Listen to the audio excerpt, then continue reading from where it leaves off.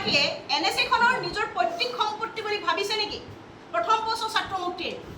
তেওঁ NSA-ৰ নিচিনা এখন আইনক অসমৰ মৰমৰ শিল্পীগৰাকীৰ ছবি আঁকিলে লগাই দিম বুলি কোৱাটো কেনেধৰণৰ মন্তব্য? ভাৰতীয় সংবিধানে প্ৰতিজন নাগৰিককে সমান অধিকাৰ দিছে, ইকুৱেলিটি বিফৰ ল, ইকুৱেল প্ৰটেকশ্যন অফ ল।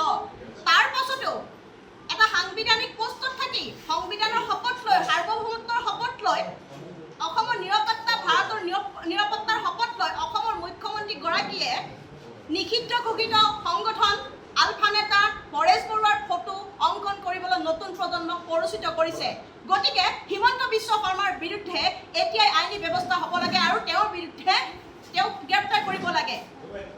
আচলতে আপোনালোকে জানে যে অসমত যদি নিষিদ্ধ ঘোষিত আলফাৰ বিৰুদ্ধে এটা কবিতাৰ পংক্তি লিখা হয় তেন্তে ছাত্ৰীক গ্ৰেপ্তাৰ কৰা হয়, কিন্তু এটা সাংবিধানিক পষ্টত থাকি অসমৰ মুখ্যমন্ত্ৰী ডাঙৰীয়াই অসমৰ নতুন প্ৰজন্মক সেই সন্ত্ৰাসবাদী সংগঠনটোৰ নেতাৰ ছবি আঁকিবলৈ কৈ নতুন প্ৰজন্মক প্ৰৰোচিত কৰিছে। গতিকে আৰক্ষীয়ে এতিয়ালৈকে চমুটো ব্যৱস্থা গ্ৰহণ কৰিব লাগিছে। গতিকে আৰক্ষীয়ে চমুটো ব্যৱস্থা গ্ৰহণ কৰি মুখ্যমন্ত্ৰীজনক গ্ৰেপ্তাৰ কৰক। কাৰণ আলফাৰ ক্ষেত্ৰত অসমৰ মানুহৰ আৱেগ অনুভূতি থাকিব পাৰে, কোনো মানুহে ভালো পাব পাৰে, বেয়া পাব পাৰে, সেইটো এটা পৃথক বিষয়। কিন্তু ভাৰতীয় আইনী ব্যৱস্থাই যিটো সংগঠনক নিষিদ্ধ ঘোষিত কৰিছে, সেই সংগঠনটোৰ নেতাৰ ছবি আঁকিবলৈ কৈছে এজন সাংবিধানিক পদবীত থকা এজন মুখ্যমন্ত্ৰীয়ে। ইয়াতকৈ আৰু দুৰ্ভাগ্যজনক বিষয় হ'ব নোৱাৰে। গতিকে ছাত্ৰ মুক্তি সংগ্ৰাম সমিতিয়ে দাবী উত্থাপন কৰিছিলে অসমৰ মুখ্যমন্ত্ৰী মাননীয় হিমন্ত বিশ্ব শৰ্মাৰ বিৰুদ্ধে NSA লগাই তেখেতক গ্ৰেপ্তাৰ কৰিব লাগে।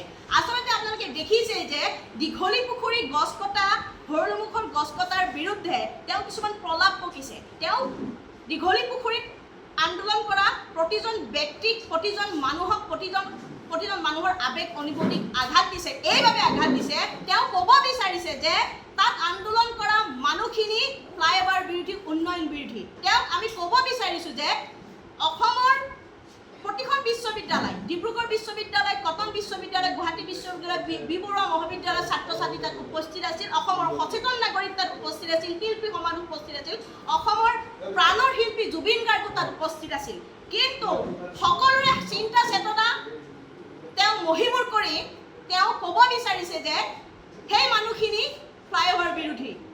আমি তাত নিজে উপস্থিত আছিলোঁ। আমি এটা কথাই তাত দাবী উত্থাপন কৰিছিলোঁ যে কেৱল গছ নাকাটিব, গছ নাকাটাকৈ ফ্লাইঅভাৰ বনাওক, গছ নকটাকৈ বিকল্প ব্যৱস্থা গ্ৰহণ কৰি ফ্লাইঅভাৰ বনাওক। কিন্তু তেওঁ সেই কথাখিনিক মিছৰিপ্ৰেজেণ্ট কৰি সেই আন্দোলন কৰা মানুহখিনিক তেওঁ অসমৰ মানুহৰ জনতাৰ আগত সেয়া প্ৰতিপন্ন কৰিব চেষ্টা কৰিছে।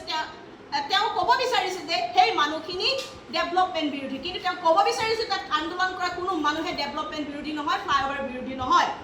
লগতে তেওঁ কিউবাৰ বিপ্লৱী নেতা চে গুয়েভাৰাক চিনি নাপাওঁ বুলি কৈছে। ঠিক আছে, তেওঁ চে গুয়েভাৰাক চিনি নাপাব পাৰে, সেইটো এটা পৃথক বিষয়।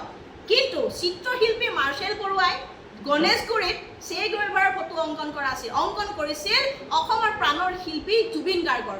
আৰু জুবিন গাৰ্গৰ ফটো এতিয়া অংকন কৰিলে NSA লগাই দিয়াৰ ধমকি দিছে।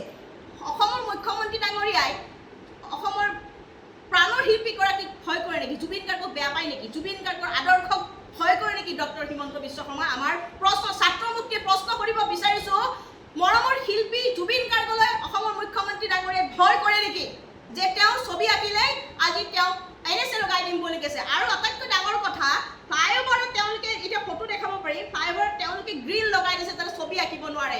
জুবিন গাৰ্গৰ ছবি অংকন কৰিব নোৱাৰাকৈ তেওঁলোকে ফ্লাইঅভাৰ খুঁটাবোৰত গ্ৰিল লগাই দিছে। এয়া অসমৰ চৰকাৰৰ ভয়। হিমন্ত বিশ্ব শৰ্মা ডাঙৰীয়াই জুবিন গাৰ্গলৈ ভয়, অসমৰ মৰমৰ শিল্পীজনলৈ ভয়। গতিকে আমি এটা কথাই ক'ব বিচাৰিছোঁ যে জুবিন গাৰ্গক অপমান কৰাৰ বাবে হিমন্ত বিশ্ব শৰ্মাই অতি শীঘ্ৰে ৰাজহুৱা ক্ষমা খুজিব লাগে আৰু বিপ্লৱী সংগঠনৰ কথা কৈ সন্ত্ৰাসবাদী সংগঠনৰ নেতাৰ ছবি অংকন কৰিবলৈ প্ৰৰোচিত কৰা হিমন্ত বিশ্ব শৰ্মাৰ বিৰুদ্ধে NSA লগাই তেখেতক গ্ৰেপ্তাৰ কৰিব লাগে। ছাত্ৰ মুক্তি সংগ্ৰাম সমিতিয়ে দাবী উত্থাপন কৰিছোঁ।